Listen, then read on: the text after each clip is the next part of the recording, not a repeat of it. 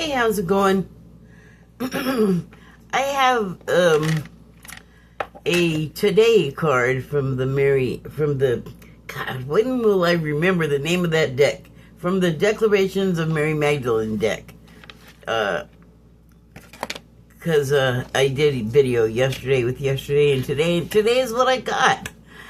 But this was not my plan. I have my cards in front of me on this counter behind the camera there, and I've been here all day. Like, it's like my desk, so I'm here all day, every day. And I did not notice this until before I started setting this up. The deck of cards that I'm going to use with the other one had pulled its whole self out of the row. They're like, parked up against the wall. This deck wasn't just squeezed over, tipped. It was completely out. And I was like, are you trying to get my attention? So I have cards from the Declarations of Mary Magdalene deck and from the Gemstone Whispers deck. And I have a piece of icicle. It's not an icicle, but it kind of looks, whoa, it kind of looks like one. Anyway. Okay, so the Declaration of Mary Magdalene card that I should have taken a photo of before I started, because it is a little bit difficult to see. Hold on, I'm going to do that. Okay. So, the Declarations of Mary Magdalene card. Boy, I'm really stumbling over that today. It is, oh shoot, I cut off the number. It's number 12. So, okay. 12, I guess, is significant right now because I'm reminded that there are 12 months in a year and 12 inches in a foot. It's one of those really recurring numbers in just life. I mean, it's kind of special for that, but kind of not, because it's just like naturally occurring. So 12 hours in a day, right? It's all over the place. And then also, if you add the 2 and the 1, it's a 3, and 3 represents the Father, Son, and the Holy Spirit. Okay, so the Declarations card reads, "Our right to love another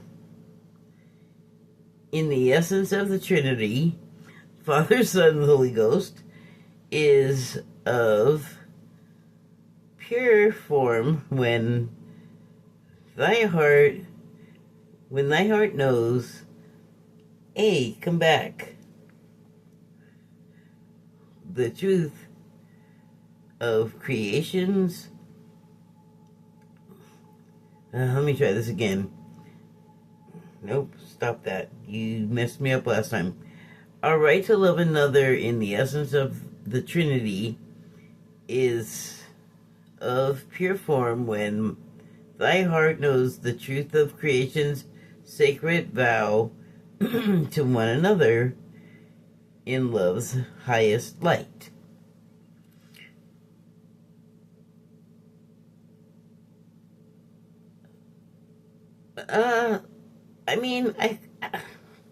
Hold on a second. Give me a minute. A second.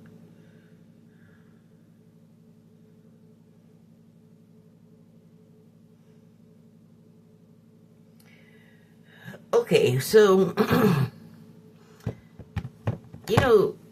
to me, what it's saying is, it's interesting because to understand this, I'm applying it to my own experience, and my experience, I feel like it's talking about loving another. It doesn't say that it's romantic, although it does mention the Trinity, and so that's a higher type of love, let's say, because I think that's what it's talking about here. So, from my own experience, for a long time, I had this mindset of, like, I didn't feel like I had great luck with, like, I can't even say romance or love. I barely could date.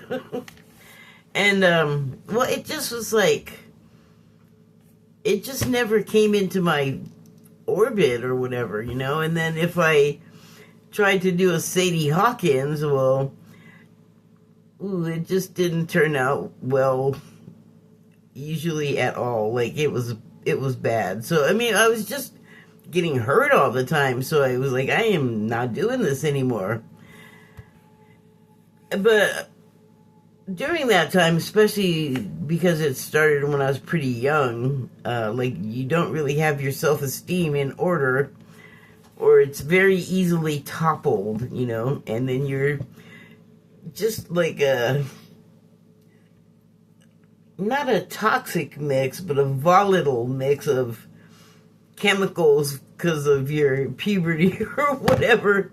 So you can't really think straight. And then I was out there, you know, playing above my weight, fighting above my weight, hanging out with people that were like 6 years older than me. So that's not a given that this would happen, but I think because we were all on the scene in Hollywood, on the live music scene, in some function or another, like either you were in a band or you worked at the club or some such thing, everybody was kind of connected to it, including me. I was in a band. And so, why did I mention that? Okay, well, anyway,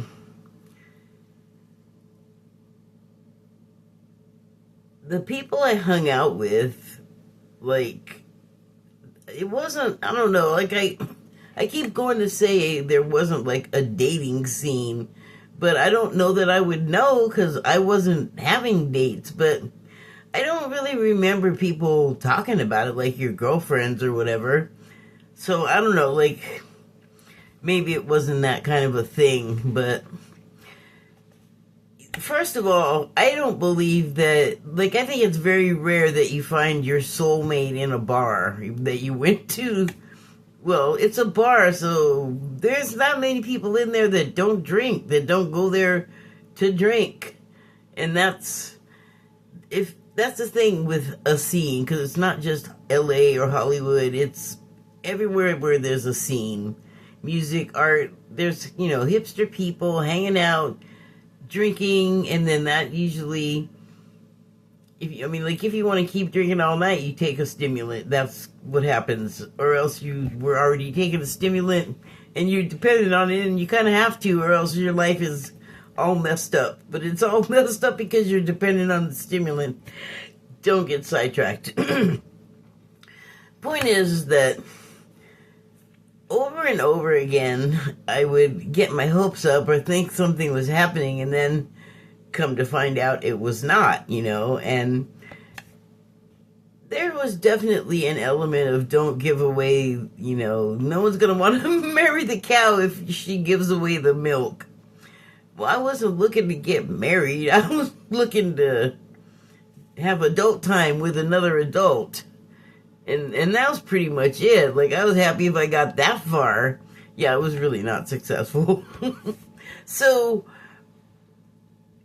I always thought, or I thought for a long time, well, what's wrong with me? What's wrong with me? But finally, I got some clues and learned that, well, for one thing, in, like, every one of the situations, they cheated on me. So, I'm going to say that they were, like, not doing the right thing.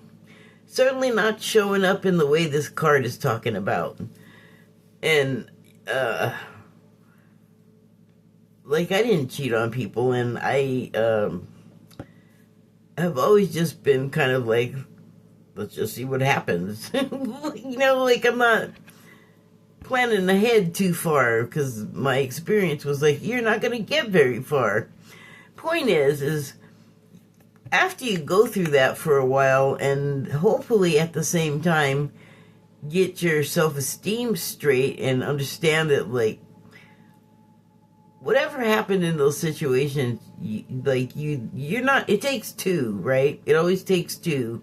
So in some way, even though you might not be able to admit it or spot it, you probably did something that the other person, it made them unhappy.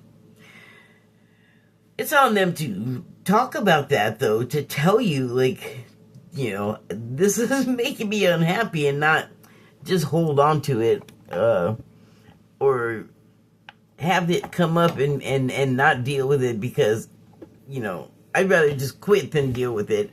And I think that happened a lot. Not from my end, you know. So I think after you make your series of errors and kiss your frogs, you gradually figure out yourself and your self-confidence, and also your ability to perceive what's rotten in people and not get intimate with them. Like, it's a learning process. It was for me, and when I talk it out, you know, this would not be the first time that I have talked it out, so it's kind of like, I know how the talking part goes, but that often helps me order my thoughts to talk it out, and ordering your thoughts for me is a big part of, like,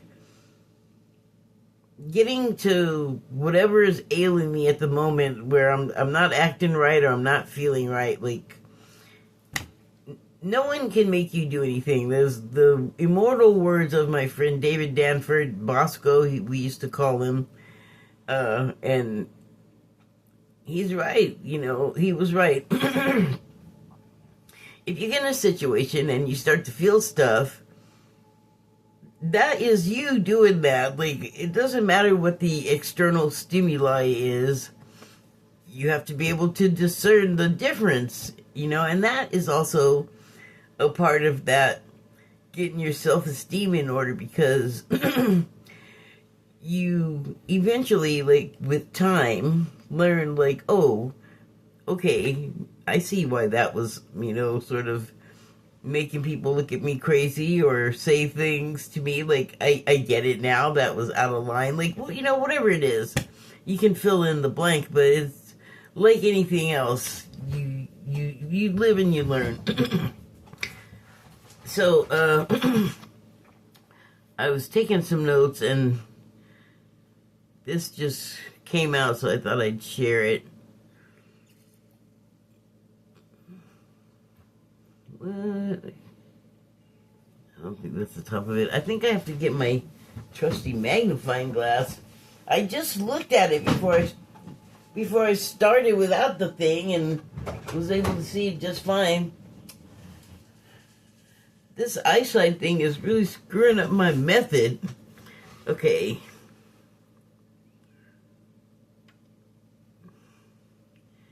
Every dispute is some kind of... Sorry. Every dispute is something to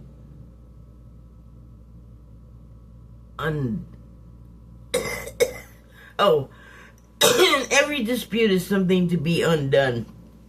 Excuse me. Gotta drink some water.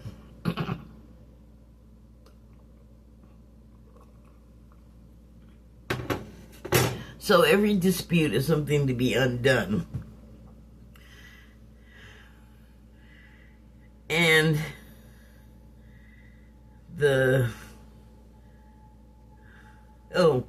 and therein lies the lesson.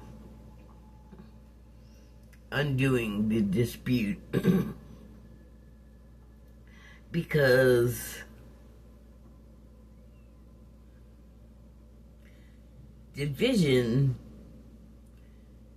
to wholeness. What? Oh, I missed a I missed a sentence. So therein lies the lesson. What? The finding.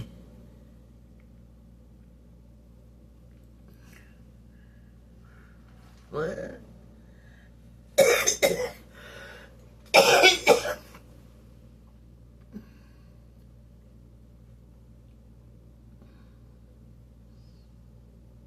Defining country?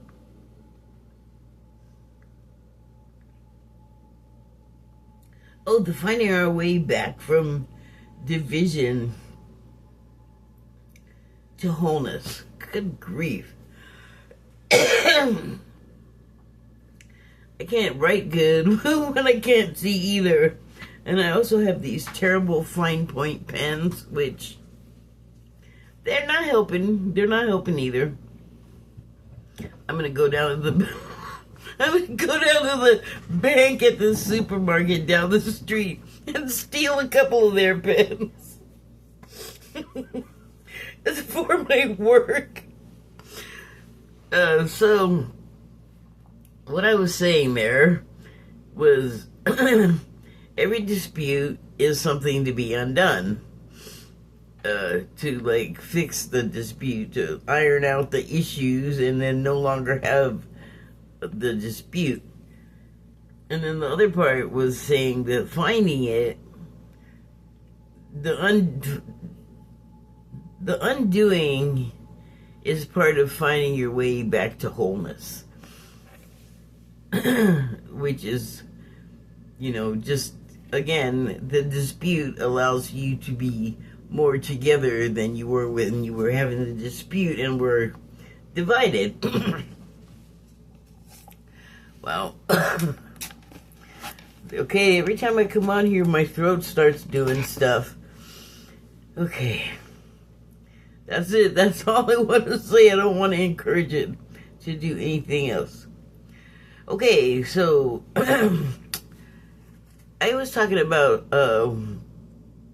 seeing how the Black community and the other communities are dealing with the new knowledge that the Black people are Israelites and the Jewish people in Israel are something else, I guess. I'm not sure I understand all of the distinctions between them yet. Because I didn't know until recently, although I should have known. We all should have known who are aware of this biblical history stuff, but it's not all biblical. A lot of it's just history. And the nature of the people who are in the Bible, and by the nature of them, I have to say that their nature has been like completely changed. Their ethnic nature.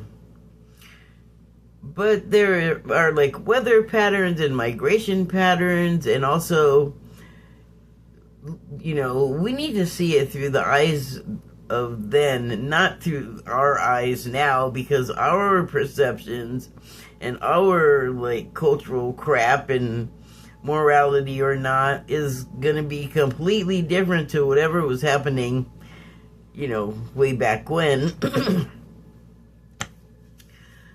So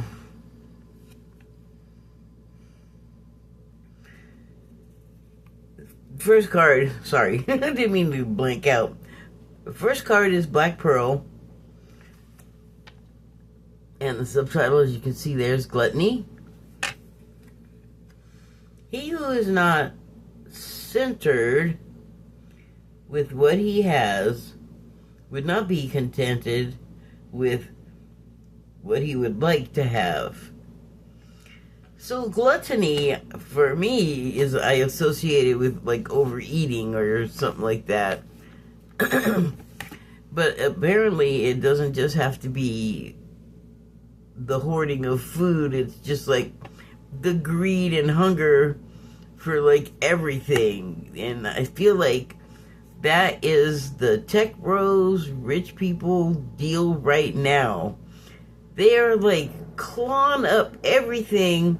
And first I thought it was like, what the hell are they so mad at the poors And that's that's sort of like everyone below their below their tax bracket, even if they're not really that poor compared to these other people.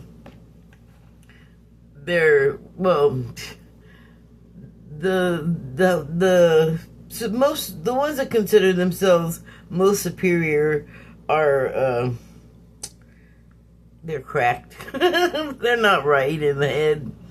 But anyway, so they have like all this money. They have they're buying up all of the stuff in various areas and creating all these little mini monopolies, I guess.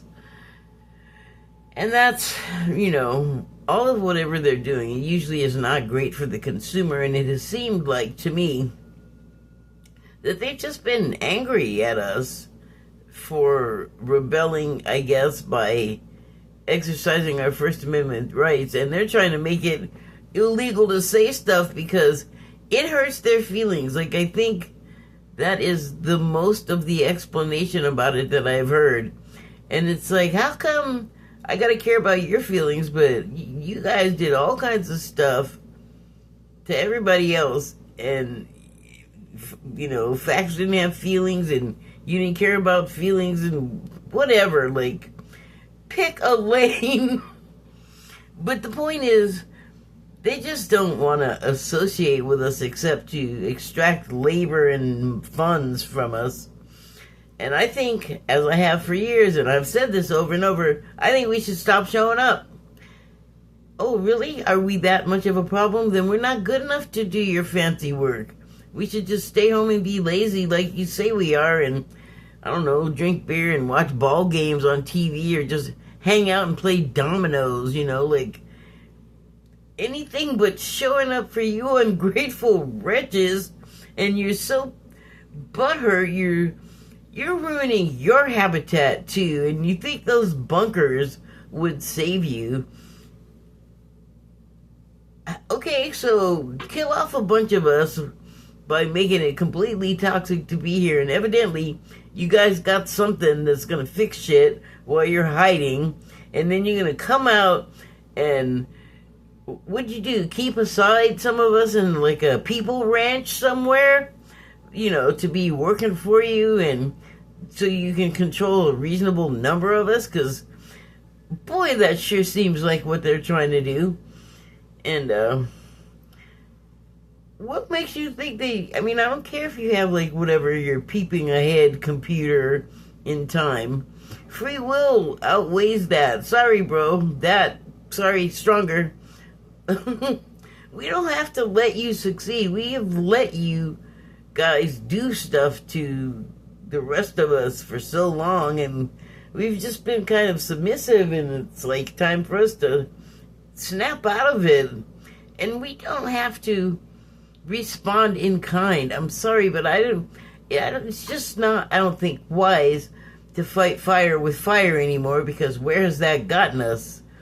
We're in a big fat mess now, and because the only thing we know how to do is retaliate and fight fire with fire, instead of trying to figure out ways that we can get around our differences and start to work together so that we can create something that we can all live with and live in, habitate in together, to whatever degree that looks like. But if you don't want to be around us, guess what? The feeling's mutual. But that's what this card makes me think. It's like, they just want everything, and they... Let me just move on to the next one. Sorry, I didn't mean to arouse you. Got my other phone all excited. Okay, and so the next card is Morganite. And the subtitle is invisible.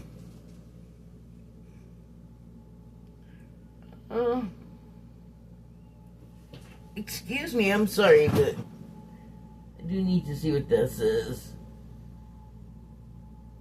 Oh, I think it says love. Yep. Oh, sure, now I can see it. Okay. If you temporarily bet, really, why? Why? Be right back.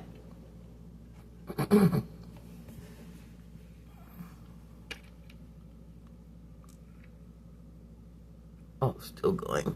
Sorry, didn't mean to be. As soon as I figure out the button on the phone, I can see it. If you temporarily let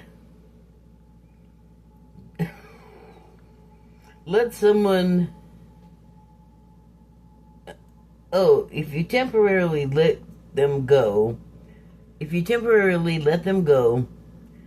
for if they return, they were always yours, and if they don't return, they never were. That sounds so transitory. What's that about?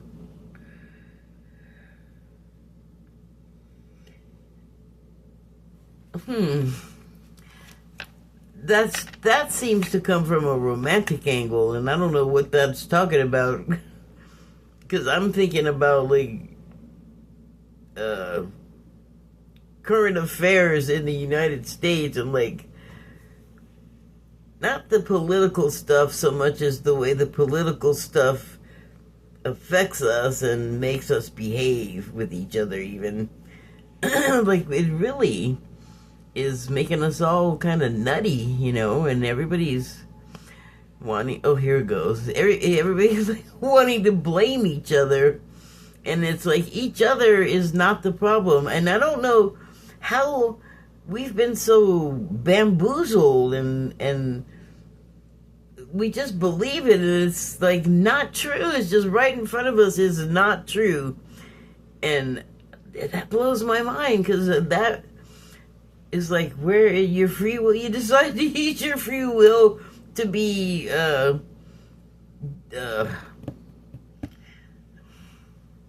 misled. Oh, my stomach is doing some crazy stuff right now. I don't know why you're picking this time to start. I feel seasick. Ugh. Alright, let me continue. The next one, wait, did I finish with this one? Oh, love. So, okay, here's how I see how it applies, where if you love something and you let it go, if it comes back to you, it's yours. If it doesn't, it wasn't. It's making us act crazy, the whole atmosphere here, and also in the world, we're creating more problems, not just for ourselves, but for everyone. And I can't believe that it's not going to eventually, like, return, you know, this way. Like, the tide is going to change, and we're going to get smacked by the, you know, return reaction of those waves. And we're being used to create that turbulence, you know, like, there are so many things that we all can, like, get attached to, but then find something within that to take sides over and be fighting. It's like, everything we do a lot, it's not like every single person, but boy, we just want to fight. Like, we really do. We want to argue. We want to prove our point. We want to sometimes, like, to the death, the other person you're debating with. And it's like, there's enough of that. There's enough of that. We do enough of that. So,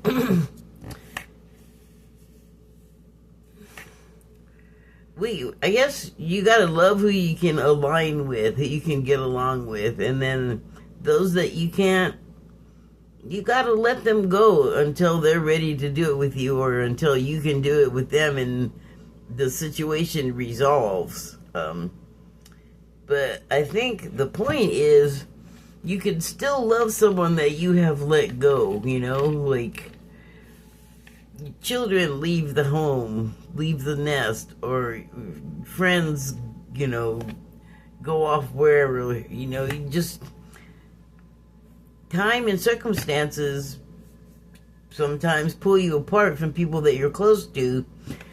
But if they really want to maintain the relationship, they'll maintain the relationship. But sometimes you got to come back from not having one at all. And I feel like that's kind of all of us citizens, just regular people that are not wealthy, living like in the sway of these people or in their wake or whatever. Like, I don't. They want to be here, they can go. I'm wholehearted supporter of that. If you would like to go, please.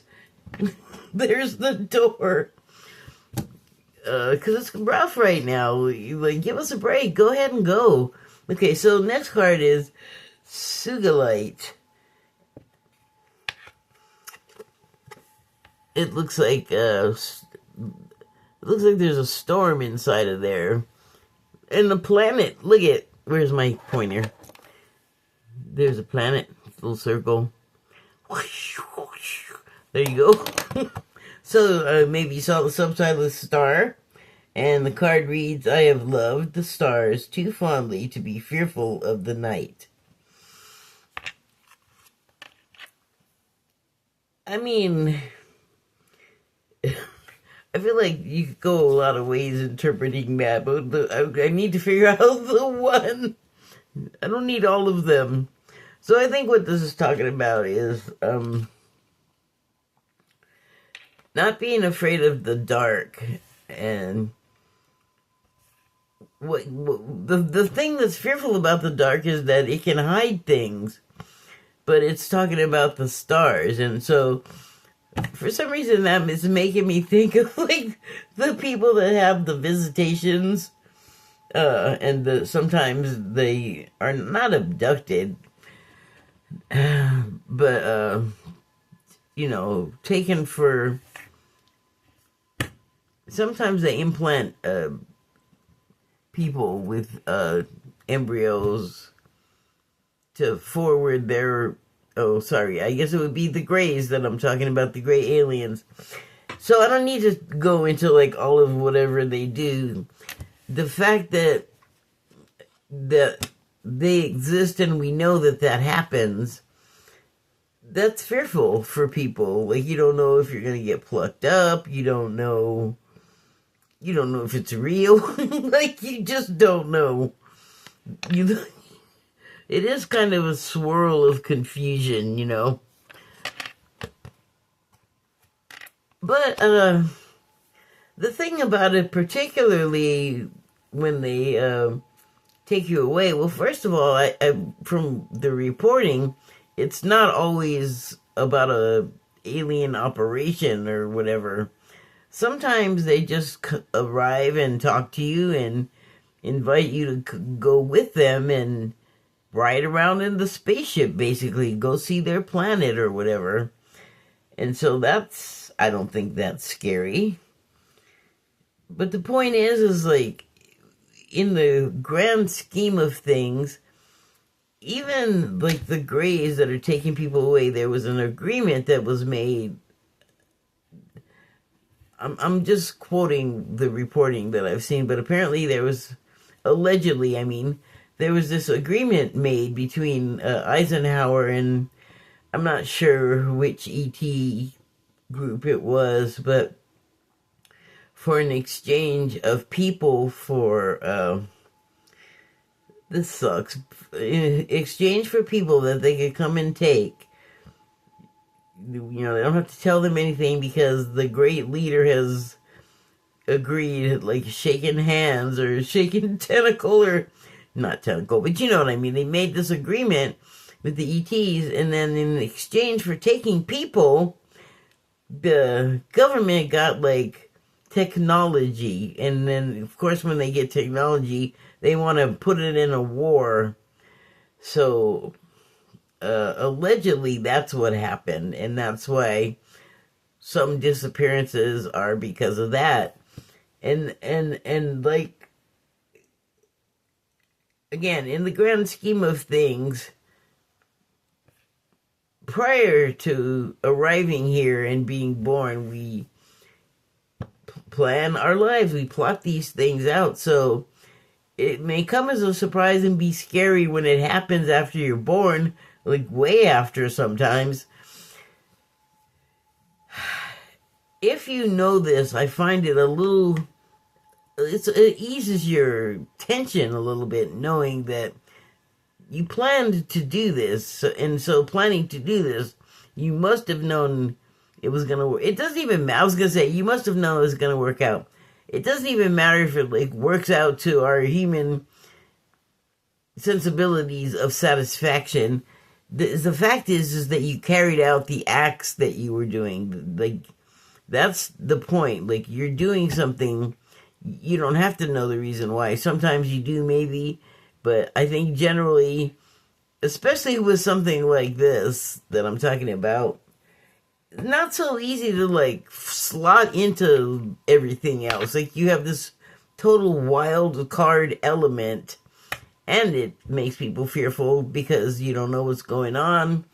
There's a lot of rumors out there, and I think that those get pumped up deliberately to confuse us and the issue and scare us some more, because that's valuable to some people. Okay, I don't agree with it, to be clear. Next card is Malachite, and the subtitle is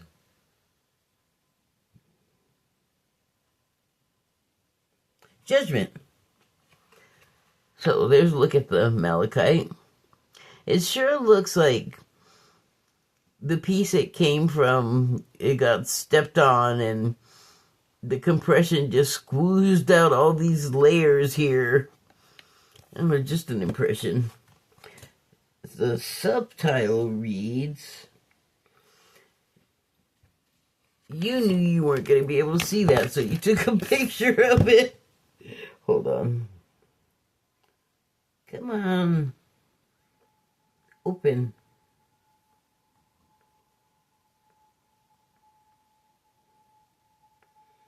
Okay, that was weird. Oh, not that one. Okay. I didn't need to do that. There. Oh, this is not the right one. Shoot, are you kidding me? Oh.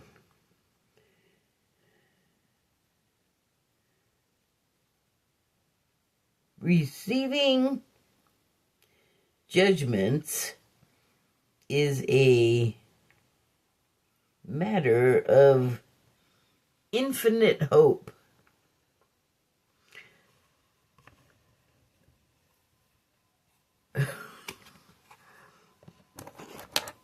Just kept hoping and hoping and hoping and hoping and hoping for eternity. That's kind of the story of humans on Earth. What's happening right now is kind of like, again, allegedly, the 4th or 5th time that there's been a human reset and we had to start from scratch. Like floods, I guess, or some other sort of people cleansing damages, earth damages happen, and just cleared out whole societies. Like everything we got set up now, presumably something comparable 3 or 4 times previous, didn't work out. Like Atlantis, we know that civilization crashed and burned.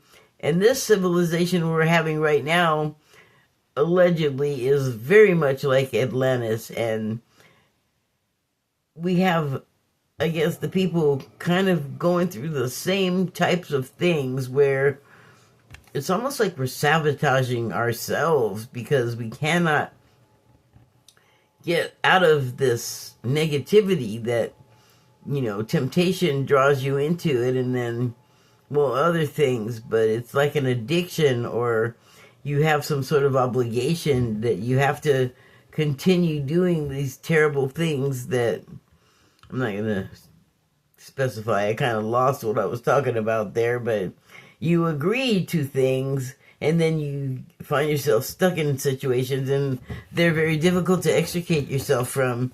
And I think you may still want to extricate yourself, but you can't, and you find yourself in despair and whatever else you're feeling because you have failed to free yourself. And unfortunately, that's going to make what's holding you captive even stronger. So I think it's been really difficult for us to even, hear any kind of guidance to help gird us, because again, there's that low confidence thing where as soon as you get to that place, you're like, again, self-sabotaging, and you're like oppressing yourself, smushing yourself down, and not like, using your free will and your common sense. Like, don't give in to temptation. Temptation is never good. Like, it's so it's so easy to fall into, and then it's harder to get out of, like I was saying, than it is to just stay in. And I think that may be what is happening on this go round, and we still have time to haul ourselves up by our emotional and psychic bootstraps and get in front of this, get in the way of it. And I always say that it's the easiest thing to do is the hardest thing to do. But the easiest thing to do, drop our resentments, see each other for other people that we can love and count on and lean on and get to know and serve each other. And every good act is like chipping away at the darkness that the temptation brings. And there's a lot of it all over, like, the cities and other places in the country. And it's interesting that, like, all of the kind of things I learned when I was a little kid in Catholic school, all these stories about people doing things that, they've been advised by angels and various,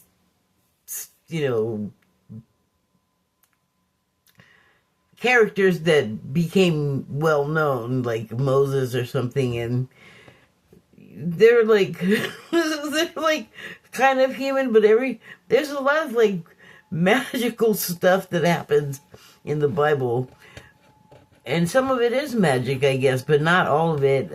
There's a lot. It's a dense thing. It's a dense composition. There's a lot going on. And I think I lost my place, whatever the heck I was talking about.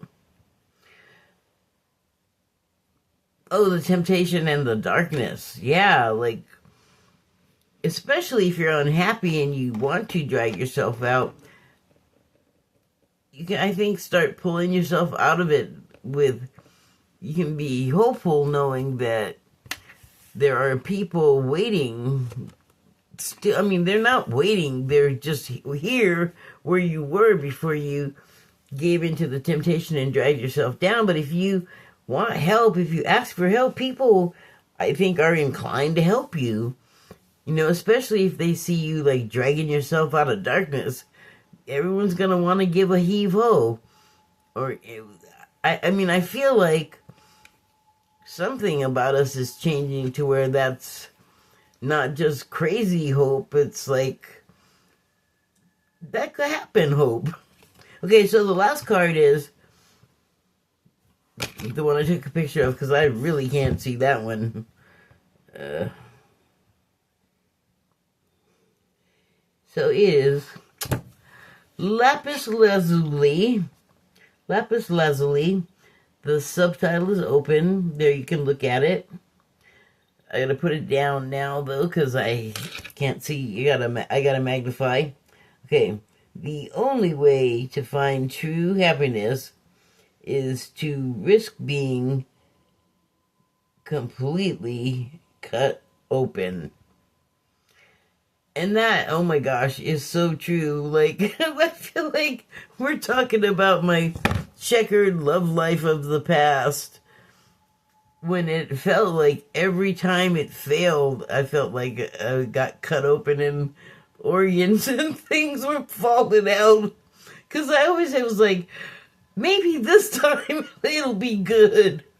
But no, but the thing about this life is we gotta learn how to, like, roll with the crap. A lot of us do. A lot of us can already do that, but there's a lot of despair.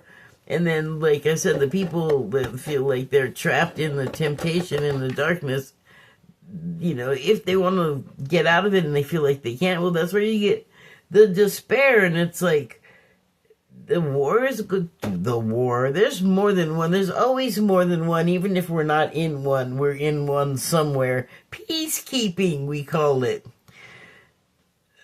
Ironic, because they're on a military base and they're in a foreign country that's not ours. And it's like, I'm kind of unclear of why you're even there. Though, like, what are you doing for them? What are they doing for us? What is... Sorry, got sidetracked.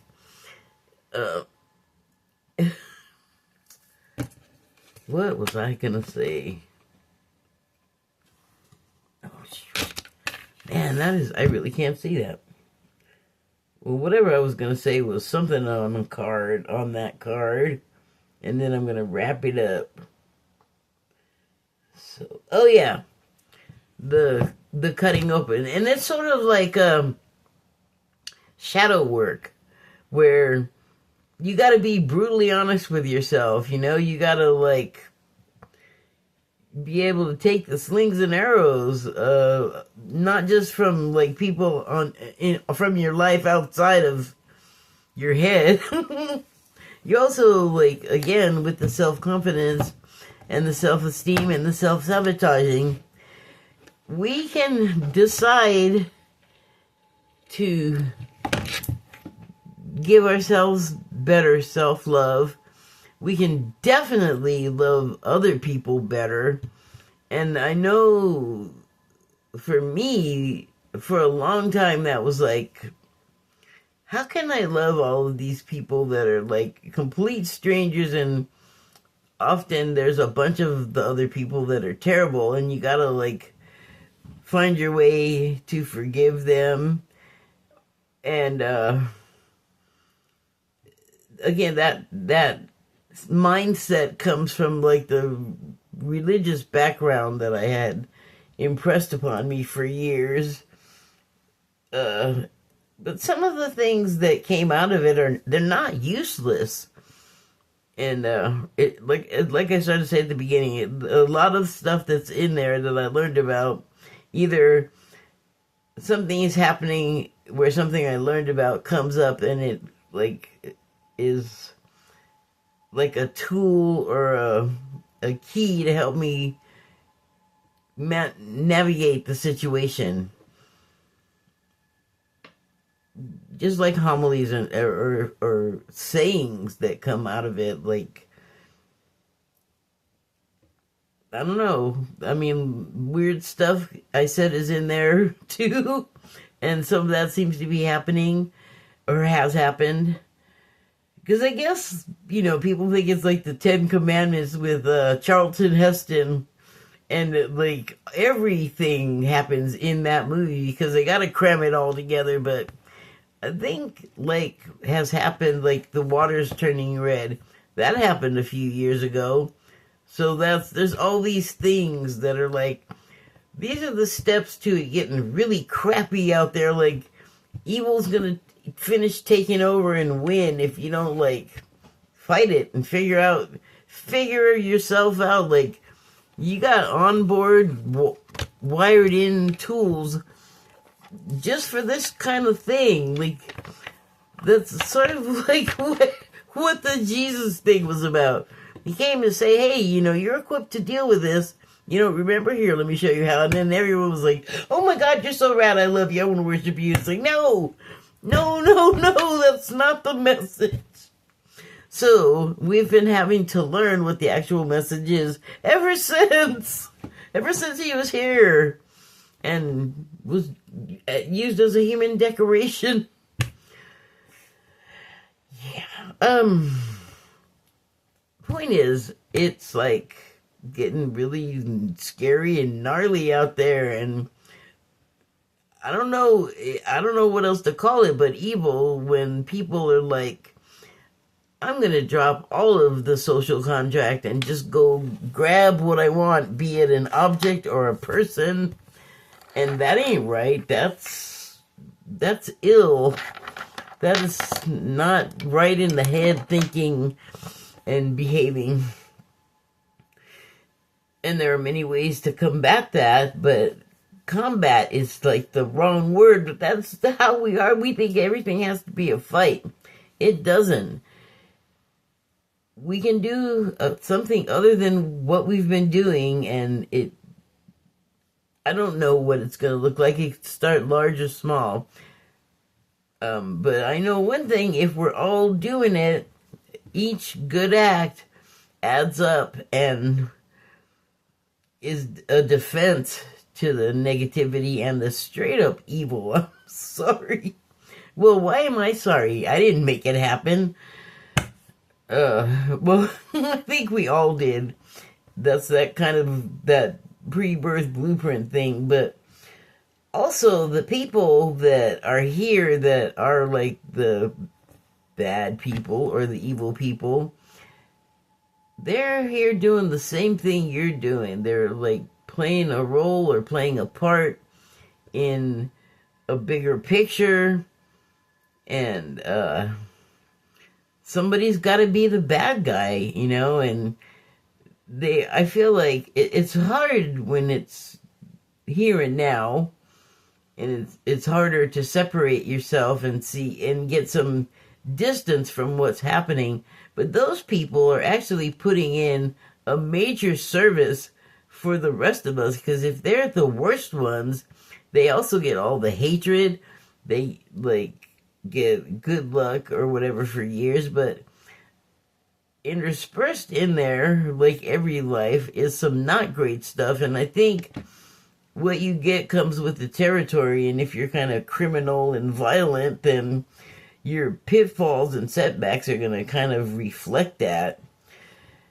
And you have to, like, if you want to drag yourself out of that, you got to, like, again, with the bootstraps, you got to use your free will to drag yourself out of it.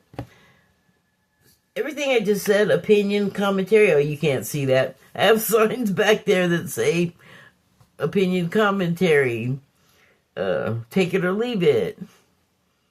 That's enough. You don't need to know all of everything that's over there. Take my word for it. Okay, I'm done. Thank you and good night. Boo.